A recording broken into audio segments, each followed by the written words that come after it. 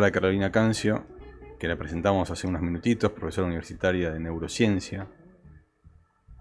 ¿Qué tan importante es la capacidad que uno tiene, la actitud para vivir la vida, para poder llevar adelante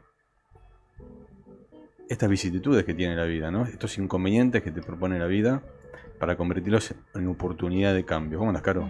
¿Cómo estás, Aldo? Muy bien. Muy bien, muy contenta de estar acá. Bueno, gracias a vos por venir, ¿eh? Bueno, esto que mencionabas recién, ¿no? Estas oportunidades que nos da la vida a veces de transformar estas situaciones dolorosas, muchas veces hasta con la creatividad, en hechos que realmente pueden traer muchos beneficios para nosotros y también para los que están a nuestro alrededor, ¿no? Eso en neurociencia le llamamos sublimar el dolor.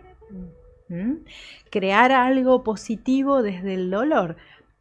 Podemos poner este ejemplo, la canción de Shakira cuando se separó, etcétera, etcétera. Los artistas, los deportistas, también muchos científicos que se abocan a su trabajo después de una pérdida muy importante, luego tienen resultados maravillosos porque toda esa energía, bueno, justamente la vuelcan sobre un objetivo importante y muchas veces hasta se desdibuja todo lo que hay alrededor, ¿no?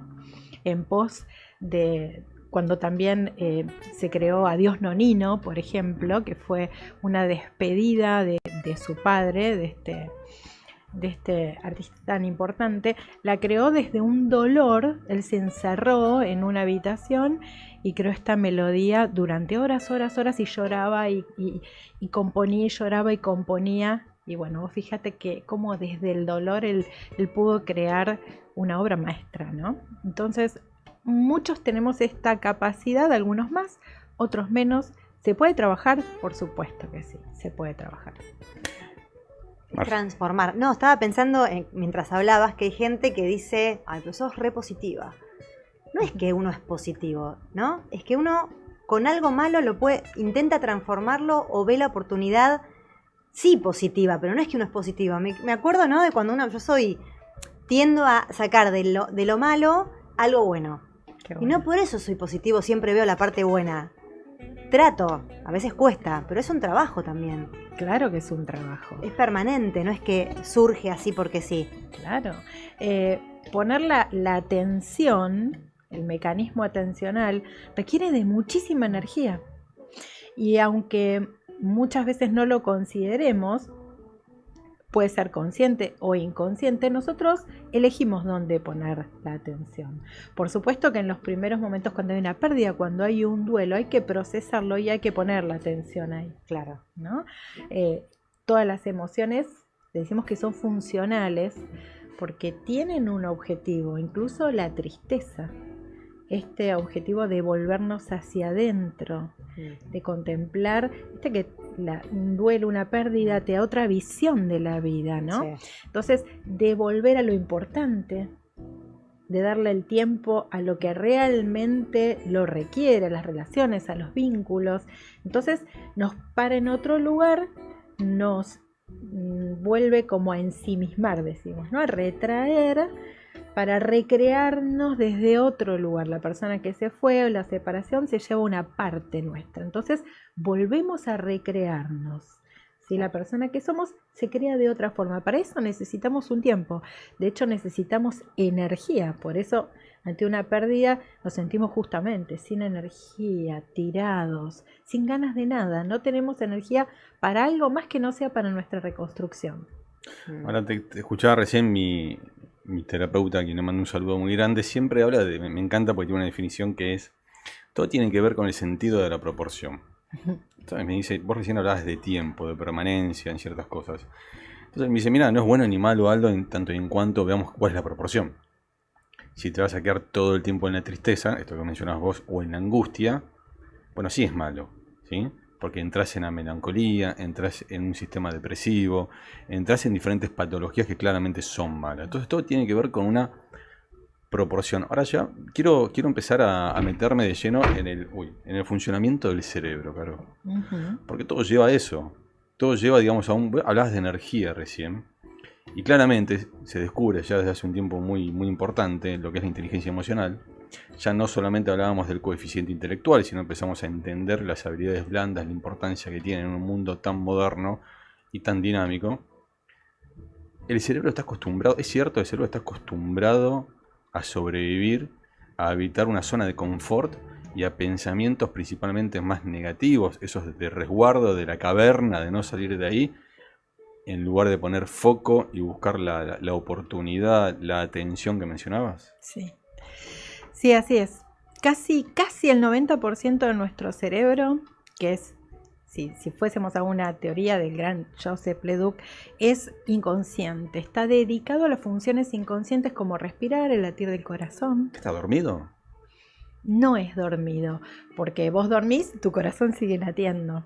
Tu sistema circulatorio continúa, respirás sin ponerte a pensar, respiro, trago. ¿Está en automático Es el cerebro? automático. Es un automático, exacto. Lo mismo que las emociones. ¿Sí? El amor también nace en el cerebro. Lamento. Qué loco eso, ¿no? Uno piensa. Me encanta esta que lo digas, onda. esa onda Pero está filosófica bien, del porque uno corazón. No arranca piensa- en el corazón, es del No, cerebro. arranca en el cerebro. Sí, Muy bien. después, bueno, uno puede ir modificando lo que vive a partir del amor y del conocimiento, pero todo comienza en el cerebro, ¿no? Pero es también medio inconsciente porque Sí. uno no puede decir, no, yo me quiero enamorar. No. No elegís de quién enamorarte. Ok. Después con el tiempo, bueno, podés elegir si continúas con esa Sí, persona sí, o no, claro. pero los rasgos que te atraen de alguien, de una persona, son totalmente inconscientes. Ok. Decimos que entre un 5 y un 10% solamente es el consciente, que es el lóbulo prefrontal, donde se encuentran las funciones ejecutivas de planificación, de empatía también, de razonar, de vetar impulsos, de voluntad, por ejemplo. Eso se encuentra solamente en la parte prefrontal del cerebro, que es la última en desarrollarse. También lamento decir, yo voy a salir de acá odiada, que en las mujeres madura antes, madura a los 20, 25 y a los hombres entre los 25 y 30. No tengo dudas. Sí. No quiero decir. Entonces, y esto está íntimamente relacionado, el lóbulo prefrontal, la corteza singular, con el sistema límbico, es decir, el de las emociones. Todo el tiempo las emociones regulan y ayudan a vetar impulsos, ¿sí? A inhibir impulsos. No decimos todo lo que pensamos. No. ¿No? Ni contamos todo lo que nos pasa, ¿no? Vamos regulando. Bueno, eso forma parte del lóbulo prefrontal, de esta parte del razonamiento del cerebro, que es la única parte consciente, ¿sí? Yo quiero romper con algo que, a ver si estás de acuerdo. Con esto de que muchos dicen, bueno, controlamos muy poco en realidad. De nuestro día a día y de nuestra vida en general controlamos muy poco. Cuando uno hace el famoso ejercicio de hoja en blanco, de lo que controlás y de lo que no controlás, te das cuenta que lo que controlás es Nada, casi. el 1% quizás. Y mucha gente dice, bueno, inclusive en la televisión, muchos medios comunican y dicen, no, pues controlar las emociones, controlar los impulsos. ¿Se controlan o se gestionan? Porque distinto es controlarlos cuando decís, yo no puedo evitar tener pensamientos negativos, por ejemplo, pero sí puedo evitar o puedo gestionar, mejor dicho, No, ver qué hago con esos pensamientos negativos, ¿no? Controlás un impulso, gestionás las emociones. Ah, ok. La gestión emocional últimamente está muy de moda, me parece maravilloso. También me parece lo indicado que comencemos desde niños, ¿no? También los papás con los chicos, porque es algo que se educa, lo aprendemos. Pues fíjate, en un hogar disfuncional, casi siempre los chicos, bueno, vamos a encontrar un chico con bullying, un chico que tenga problemas para vincularse. Entonces, eso también es educación emocional. Como primero viene desde el autoconocimiento, ¿no? Un chico que no se le aprueban las emociones que tiene, o más vale que no se validan, el típico, ¿por qué te sentís así? Si tenés todo. Claro. O no podés No pasa llorar. nada. O, Claro, no, exacto. No, listo, ya está, pasó. Entonces, cuando no se validan las emociones, es lo mismo que no reconocer que lo que vos te pasa es válido. O a lo que vos sentís. Es invalidarte como persona. Aunque esto no nos lo hayan no lo enseña nadie. enseñado a los papás, no hay un manual para papás. A veces cuando yo digo eso, Y las mamás me miran con cara horrorizada. No, pará, nadie te lo enseñó, a mí tampoco me lo habían enseñado. Hasta que aprendí inteligencia emocional. Y ahora entiendo por qué cuando a mí me decían esta famosa frase, ¿por qué estás mal si tenés todo? Mirá, te trajimos acá. Y yo me sentía horrible. Además me sentía culpable. Porque no me sentía bien. Porque te sentías mal y tenías todo. Exacto. Entonces, esto es como que profundiza el malestar. Entonces, validar, con el simple hecho de validar las emociones, estamos ayudando al chico a reconocer y aceptar lo que le pasa. Número 1, la inteligencia emocional. Poder reconocer cuál es la emoción que estamos experimentando. Naturalmente no lo hacemos. En neurociencia a esto le decimos analfabetismo emocional. Si yo te pregunto, Aldo, ¿cómo estás? Hola, ¿cómo estás? Bien. Bien es amplio. Y bien es muy amplio. Habiendo tanta... Jamás escuchás a alguien que te diga frustrado. No. Bueno. Vacío. No, es raro. Por ahí en una conversación de amigos con más... Pero si no, hasta bien, tirando. O mal. Claro. Es muy general. Y hoy por hoy sabemos, hace poco tiempo Stanislao Batrat, un colega, comenzó a hablar de este estudio que ya era muy conocido, que se hizo en Stanford, con una mujer. Se llamaron a varias personas y se eligió una mujer para reconocer el poder de las emociones. Entonces se eligió esta mujer porque hacía poco se había separado y estaba muy mal con ese episodio, ¿no? Con esa experiencia con su marido. Entonces le dijeron, señora, por favor, introdúzcase en este scan de resonancia magnética funcional. Todos conocemos hoy por hoy lo que es un scan. A través del scan podemos sacar imágenes. De la corteza. Exactamente, de la corteza cerebral. Hoy por hoy podríamos decir que aún son un poco rudimentarias, pero cada vez más esto va progresando. Entonces le dijeron, señora, vamos a ver en su cerebro cómo reacciona ante estas preguntas. Específicamente 2 estructuras que se llaman amígdalas. No son las de la garganta, son unas amígdalas que tenemos al finalizar el hipocampo, que es la estructura donde se conjugan las memorias, en cada lóbulo temporal. Es decir, podríamos ubicarlas adentro de las orejas, ¿no? Por adentro de las orejas, en el cerebro, más o menos a esa altura. Entonces, le fueron haciendo preguntas. Señora, dígame, del 1 al 10, con respecto a su marido, ¿usted lo que siente es ira? Y veían cómo estas amígdalas, pum, pum, pum, se sobreactivaban. Podemos ver esta imagen por la irrigación sanguínea. Cuanto mayor irrigación sanguínea hay, más se activa esta estructura. Bueno, la mujer dijo, no, del 1 al 10, 2, ya ira no siento. Y sus amígdalas sucian otra cosa, claro. Señora, a ver, del 1 al 10, dígame, ¿usted lo que siente es deseo de venganza? ¡Pum, pum! Se superactivan sus amígdalas y la mujer dijo, bueno, la verdad que 4, un poquito de deseo de venganza tengo, pero no es eso. Señor, ¿usted lo que siente es decepción? En ese momento, pum, pum, pum, pum, pum. Sus amígdalas comenzaron a disminuir en la intensidad de su función. ¿Qué quiere decir? Las amígdalas son las encargadas de reaccionar ante emociones fuertes, sobre todo el estrés y el miedo. Cuando identificamos, por el solo hecho de identificar una emoción, la emoción baja en intensidad. ¿Por qué? Porque el cerebro odia la incertidumbre. Cuando sabemos qué es lo que nos pasa, y vos fíjate cuando vas a terapia, hablas, contás, ponés en palabras y te dicen, entonces claro, vos te sentís decepcionado, ¿no? Sí, me siento decepcionado.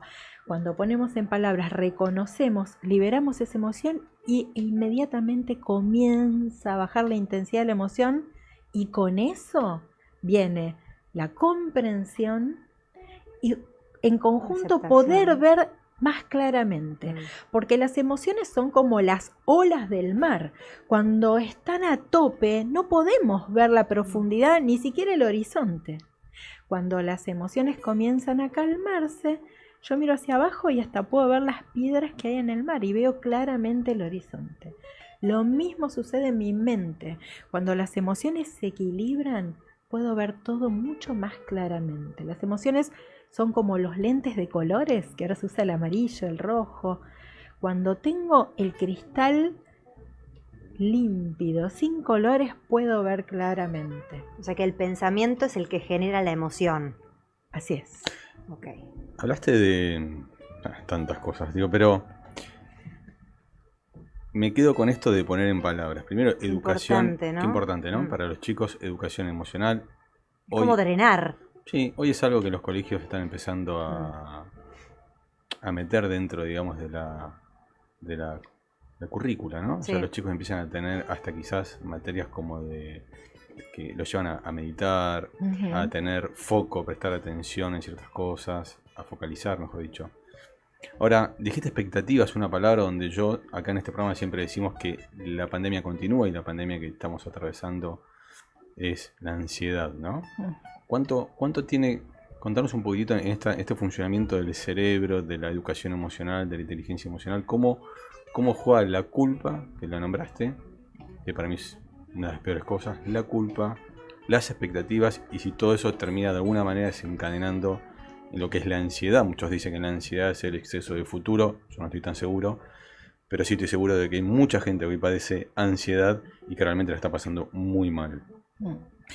Sí, y en la ansiedad lo que hay es una conjunción, ¿no? De incertidumbre y de creer que yo no voy a poder con esa situación, porque se tienen que dar varios factores. Si yo creo que voy a poder con eso y tengo incertidumbre, bueno, más o menos puedo equilibrar mis emociones. Si yo creo que además de no poder con eso, tengo incertidumbre, bueno, ahí ya es, digamos que la ansiedad máxima.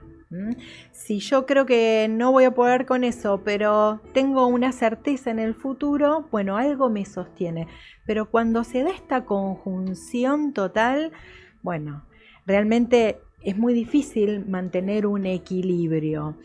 Y en una situación actual en la que vivimos un poco en incertidumbre, de hecho el argentino está muy acostumbrado a vivir en incertidumbre, ¿no? En un estado casi de ansiedad permanente. Crónico.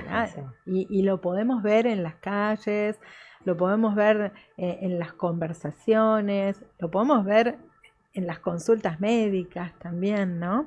Porque vivimos como en una especie de incertidumbre constante.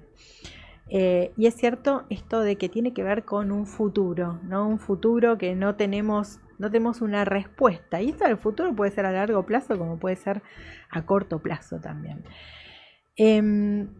A mí me gusta decir que es muy difícil, ¿no? Constantemente, lo sé, volver al presente, pero también hay un aspecto bueno de la ansiedad y es el que nos lleva a prepararnos. Si nosotros no tuviésemos una dosis de ansiedad, no nos prepararíamos, por ejemplo, para qué voy a estudiar, qué voy a hacer mañana, comprar la comida, tener una cierta preparación. Entonces, el kit de la cuestión acá es el equilibrio, ¿no? La dosis de ansiedad. Como vimos en la película Intensamente. Sí, estaba pensando en eso.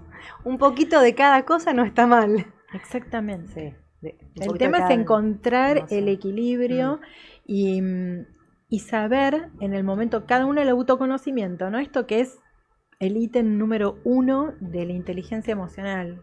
Saber cuando esa dosis de ansiedad ya es perjudicial para mí. Claro. Ahora nos vas a contar qué herramientas tenemos. Hablamos de la culpa. ¿Dónde pega la culpa?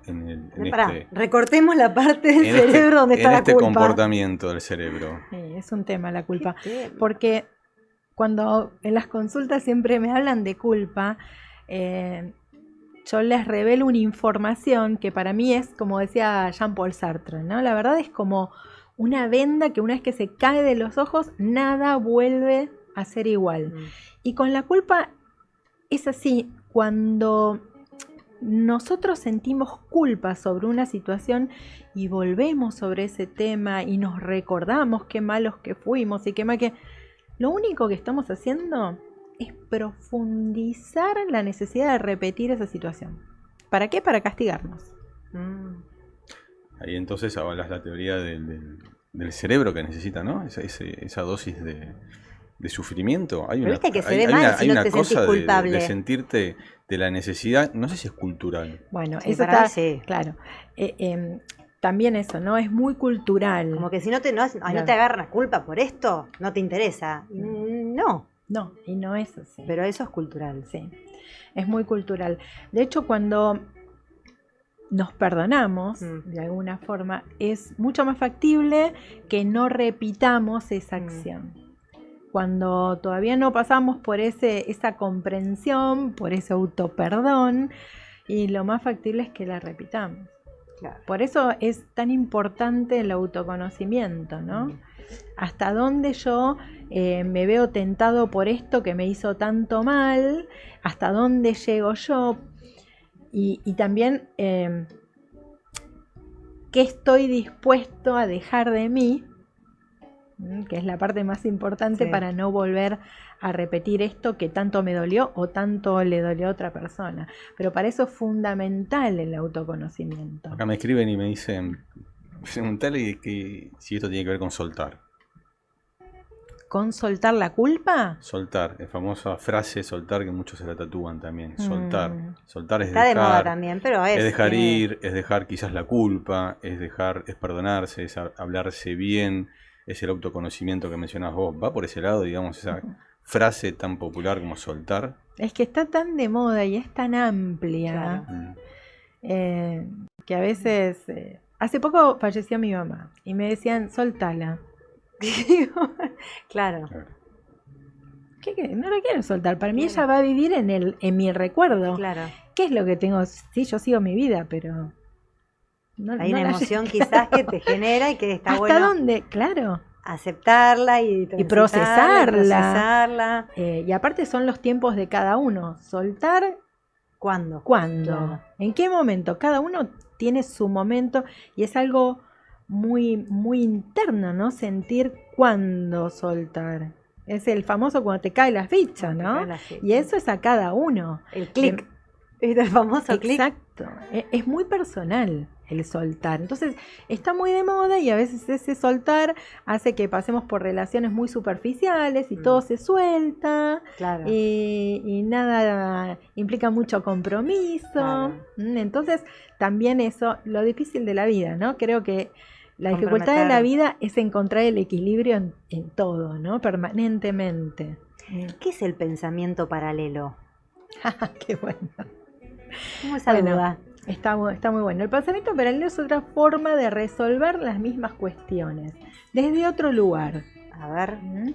Por ejemplo, hay un libro muy bueno que yo comparto en el curso cuando vemos pensamiento creativo, que son distintas historias y formas de resolver acertijos. Ajá. Y generalmente tienen que ver con un pensamiento paralelo. Hay uno de los cuentos que dice, ahí va un hombre en contramano, se cruza con un policía y este no lo para. ¿Por qué no lo para? Porque va caminando. Claro. Esa es la respuesta, ¿no? Uno lo primero que piensa es, no, ¿cómo no lo para? Tiene que pedir el registro. Va en auto. Exacto. Claro, yo pensé eso. Exactamente. Entonces, el pensamiento paralelo nos ayuda a ampliar nuestros mapas mentales y a reconocerlos. Uno simplemente se encasilla con que va en auto. Sí. ¿Quién dijo que va? El cerebro busca lo común, lo más no habitual, que el cerebro, no sé cómo sería. Exacto. El cerebro todo el tiempo está buscando comparar con lo conocido, claro, y asumir, todo el tiempo asume.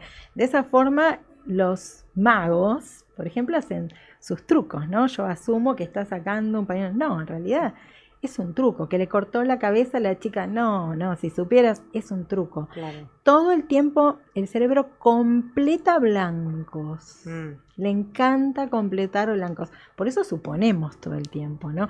Este también es un mecanismo de defensa del cerebro. Qué importante esto que mencionás de suponer, ¿no? En lugar de suponer... En vez de preguntar, ¿no? Poner en palabras, ¿no? Fíjate cómo todo se conecta. Todo tiene que ver con siempre digo, con un pensamiento sistémico. Nada es aislado. Todo está conectado. ¿Cuántas parejas se rompen por suponer y no comunicar? Como dicen, bueno, el poder de la palabra. Exacto. Terrible. Como dicen los 4 acuerdos, ¿conocen los 4 acuerdos? No, ay, yo no. De Miguel Ángel Ruiz, que dice, sé impecable en tus palabras, no supongas, es el segundo, haz tu mayor esfuerzo, y el otro que era muy importante y ahora no me lo acuerdo. No importa, ¿no? Pero es una especie de también no hagas suposiciones. Y qué importante. Porque vivir bajo los 4 acuerdos es un maestro tolteca. Bueno, es de una paz realmente, porque uno no se da cuenta la cantidad de veces que supone y se hace historias en su cabeza que realmente muchas veces, el 90% de las veces, no son reales. Bueno, en este programa muchas veces lo que hacemos es exponer de alguna manera lo que es el pensamiento estoico, lo que es la filosofía estoica. Y en un punto creo que tiene que ver, o ya hablaban demasiado en aquel entonces, de lo que es la inteligencia emocional, ¿no? Digamos, de entender, primero poner en palabras, reconocer las emociones, entender que controlamos muy poco de lo que realmente nos sucede a nosotros. Y aquello que no controlamos, simplemente dejarlo fluir también en un punto para que suceda. Y en un momento vos mencionabas algo que los coaches utilizan mucho, que tiene que ver con las herramientas, digamos. Esta ansiedad tiene que ver con no solo el exceso de futuro, sino las expectativas versus las herramientas que yo tengo. Y ahí viene la confianza. Vos decías muy bien, explicabas muy bien esto. Mira, yo no sé mañana qué me va a pasar o si me pasa tal cosa, pero yo tengo herramientas para eso que supongo, o fíjate, supongo que va a pasar. Mis expectativas van a estar un poco más gestionadas, mi ansiedad va a estar seguramente mucho más baja. Ahora, cuando siento que no valgo lo que tengo que valer, o no tengo las herramientas, o la autoconfianza es muy baja, ahí arranca esta cuestión de ansiedad, de trastornos, de miedos, de angustia y un montón de cosas. Nos vamos a una pausa y cuando volvemos quiero que nos metamos de lleno en la diplomatura que vos estás dando, que tiene que ver con esto, ¿no? Con inteligencia emocional, con la neurociencia aplicada, que es muy importante. Y quiero que tires un par de tips, porque hay muchas personas que en este momento están así con el lápiz y el papel a ver cómo pueden hacer. Y tiene que ver con vínculos. La relación en el trabajo, la relación con una pareja, la relación con un hermano, con un hijo, la relación con uno mismo. No nos olvidemos esa relación tan fuerte que es primaria, que es nosotros con nosotros mismos. ¿Te animás a tirar un par de tips? Por supuesto. Ya volvemos.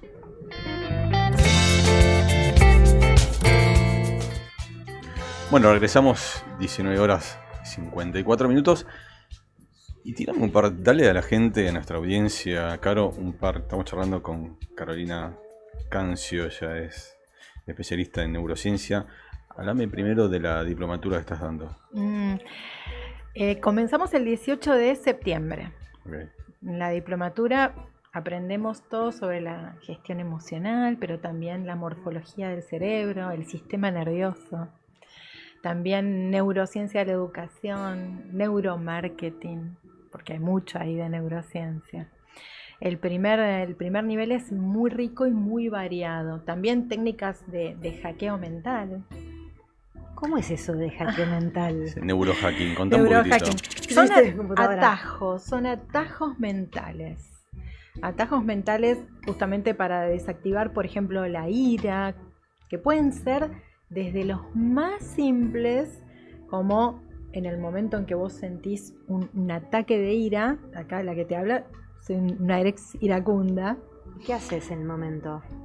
Bueno, podés trabajar con respiraciones, pero para mí lo mejor es en el momento que vos identificás, porque el iracundo a veces, en principio, no identifica, nadie le enseñó a identificar el ataque de ira, que no es un secuestro emocional, es previo, o un secuestro amigdalino, recién hablamos de las amígdalas del cerebro, es previo.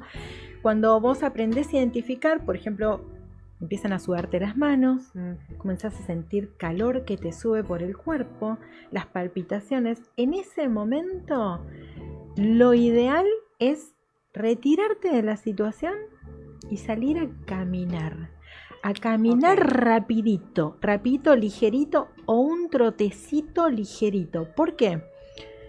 Esa actividad sube las beta endorfinas y la oxitocina y baja el cortisol. ¿Viste cuando vos estás muy enojado que decís cosas las cuales no volvés atrás nunca más y que muchas veces te arrepentís? Bueno, esto es propio de una ira intensa que hace que vos focalices tu pensamiento en un objetivo. ¿Por qué? Porque la ira era utilizada antiguamente en los cazadores. Y vos fíjate cómo era la visión del cazador. Sí. En foco, en tubo. Entonces cuando vos estás iracundo ves el problema y no ves nada del contexto. Por eso a veces la ira llega a tonos muy altos sin tener, a veces dices, pero para tanto. Claro. Entonces cuando ya te conoces y sabes, empezás a ver todas esas manifestaciones, lo mejor es retirarte y salir a dar una vuelta. Mirá vos. Eso va a volver a equilibrar tu neuroquímica y cuando vuelvas vas a ver cómo ya ves las cosas desde otro lugar. Parece magia, pero es neurociencia. Neurociencia. ¿Cómo hacemos al momento de estos pensamientos recurrentes, ¿no? De esta rumia mental que nos quita del foco y que inclusive nos puede generar ira, nos puede generar angustia, nos puede generar ansiedad, miedos, confusiones? ¿Qué herramientas da la neurociencia para poder romper con esa rumia mental? Bueno, el rumiar mentalmente, esta avalancha de pensamientos tiene mucho que ver con la ansiedad. Cuando no podemos parar el pensamiento y que sentimos que nos abruma, es una de las tantas manifestaciones de la ansiedad. Para parar la mente hay que pasar al cuerpo. Es mucho más fácil conectarse con el cuerpo que parar la mente per se. Entonces, ¿cómo nos conectamos con el cuerpo? Cualquier actividad que tenga que ver, si a vos te gusta la gimnasia, especialmente si es manualidades. Por eso están las pelotas esas para hacer así. Eso. Porque si viésemos acá, ¿qué superficie abarcan las manos de importancia para el cerebro? Hay una estructura que se llama corteza somatosensorial, donde el doctor Penfield dibujó todo el cuerpo, es decir, en el cerebro está dibujado el cuerpo. Toda una superficie del cerebro, una partecita para la mano, una partecita para la cara, otra partecita para el pie. Bueno, de las partecitas más grandes, la parte más grande son las manos, la boca, esta parte del triángulo y la cara. Entonces, todo lo que tenga que ver con estímulos en las manos, por eso los mudras en yoga, todo lo que tenga que ver con manualidades, también tocar instrumentos. Sí. Por eso los instrumentos relajan tanto, porque de hecho el cerebro, la mayor parte del cerebro tiene que estar abocado a la actividad, atención, ¿no? Exactamente. Claro. Y en los músicos también es un mito eso que se dice de que solo utilizamos el 10%. No, utilizamos todo el cerebro, pero no todo al mismo tiempo. Las actividades como música son de las que mayor superficie del cerebro abarcan, porque es la corteza motora, las manos, claro. ¿sí? También la cognitiva, también leer, escuchar, ¿sí? La corteza auditiva, la corteza sensorial, la corteza motora. Entonces abarca mucha superficie. Todo lo que tenga que ver con movimiento de cuerpo, y esto tiene que ver mucho con la energía de cada uno, ¿eh? Hay gente que tiene un nivel de estrés basal, le decimos en neurociencia el arousal bajo, y necesita hacer actividades que aún lo bajen más, como por ejemplo la meditación, claro. El mindfulness. Es una herramienta, ¿no? De la yoga, neurociencia. Es una herramienta. Y hay gente que tiene mucha energía y necesita descargar. Claro. Entonces tiene que ir al cuerpo a descargar, ya sea con gimnasia, con cualquier actividad que mueva el cuerpo o con actividades manuales, ya sea pintar. Me acuerdo que en una cerámica época, o ese tipo por eso de está cosas. tan de moda la cerámica. Ahora todo el mundo los va a cerámica. terapeutas, claro, sí. mandan a cerámica. No hace falta que sea cerámica, hasta tejido. Sí. Si querés empezar a estudiar teclado o piano, en una época de mi vida yo estaba al tope con el estrés. Y me acuerdo que dije, por decirlo, no sabía que me iba a hacer, también voy a empezar a pintar. Yo me sentaba y empezaba a bostezar permanentemente porque me conectaba con esa parte de mí que como necesita, que relajaba la mente, ¿no? Exacto, un equilibrio para llevar a cabo esa. De hecho, la escritura también, porque todas estas actividades lo que hacen es desconectar el automático y conectar el límbico y el prefrontal. Para esto como lo mismo la escritura, que hace muy bien cuando estamos enojados o estamos muy tristes, escribir, porque los terapeutas dicen, hace un diario. Es como si pasáramos un hierro rojo caliente sobre el agua, viste que hace el... Sí. Cuando la emoción es muy intensa, pertenece al cerebro límbico, al cerebro inconsciente. Cuando queremos escribir, lo que estamos haciendo, la parte de la escritura, la estructura de la escritura en el cerebro, se ubica en el cerebro ejecutivo, en el cerebro consciente. Entonces, estamos forzando al cerebro a pasar ese pensamiento del inconsciente al consciente. Como decía Jan, cuando hacemos consciente lo inconsciente, ahí nuestra mente ve la luz, ¿no? ¿Dónde te encuentra la gente, Caro? Comprar un diario. En @carolina.cancio. Bueno, ahí la puedes... Me quedo con ganas de seguir. Muchas ganas, pero bueno, para eso está la diplomatura, para eso están las conversaciones con ella.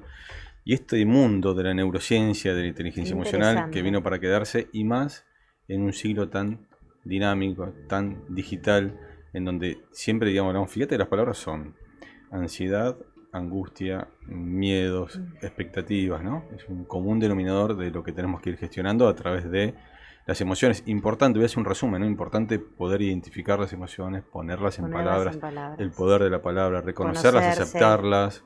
Eso es fundamental, y aparte hay muchísimas herramientas hoy a disposición de todos como para empezar a tener una vida más equilibrada. Regálame en un minuto, te quiero preguntar esto, en un minuto, ¿cómo juegan las redes sociales? ¿Cómo juega este modelo? Muy poquito, por eso yo sé que es un desafío, pero es este paradigma de las redes sociales, ¿cómo juega en este llamado a equilibrio que vos mencionás? Qué bueno. Que tiene que ver con la inteligencia emocional. Qué bueno. Bueno, voy a decirte dos cositas así con respecto a lo que me habías mencionado antes de la ansiedad, porque tiene que ver con esto de las redes sociales. Primero, el autodiálogo. Ojo con la crítica destructiva. Les regalo una frase a todos. Todo lo que me digo, me lo digo con amor. Lo que me diga, todo me lo digo como si se lo estuviese diciendo a tu mejor amigo. A veces nos damos con un caño. ¿Vos le hablarías así a tu mejor amigo? No. Entonces, ¿por qué te hablas a vos así? 2. Las redes sociales son un foco de comparación constante. Y eso va en detrimento de nuestra autoestima.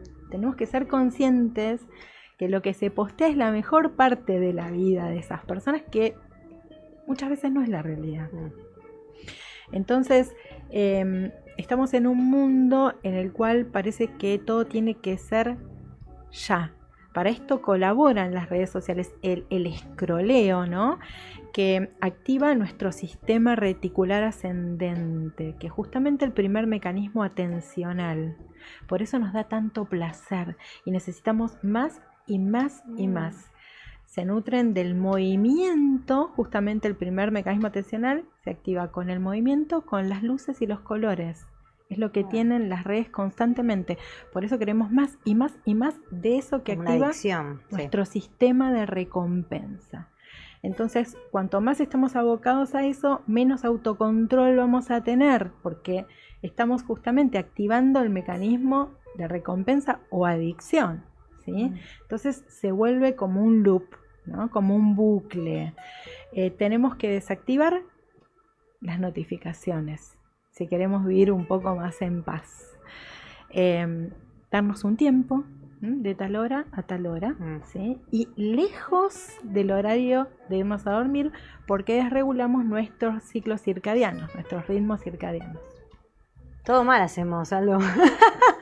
No, en realidad creo que tiene que ver. Yo me quedé pensando cuando vos decías eso, esta imagen que todos vemos cuando vamos a comer en un restaurante y vemos a los chicos muy pequeños, ¿sí? Que tienen 2 o 3 años. Esta dinámica de las imágenes, de los colores, como los chicos dejan de hacer berrinches, y es verdad. Automáticamente el foco de atención, fíjate que los chicos se calman, porque esta cuestión de saciedad de alguna manera, el foco de atención termina siendo el dispositivo. Sí. Y bueno, hoy una herramienta para que los padres puedan comer de alguna manera tranquilos. Entonces hay mucha nutrición de lo que tiene que ver con la electrónica, con el mundo digital. Caro, ¿cómo la pasaste?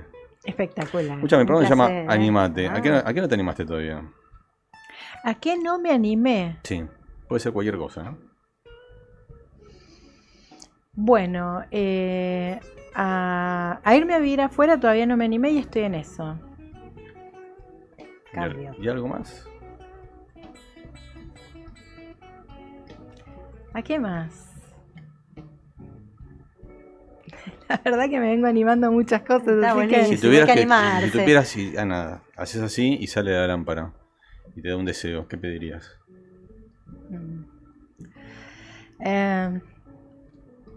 Más inteligencia emocional para Ay, todos. sí. Claro que sí. Sí. Gracias, Caro. Gracias. Gracias, chicos. Gente, Un nos vemos la placer. semana que viene con un nuevo programa de Animate Un y programón también. un programón también. Sí. Así que, bueno, buena semana. Gracias a nuestro operador, NASA. Como Gracias. siempre, gracias a Radio Symphony. Hasta el martes que viene, 19 horas. Chau, nos vemos.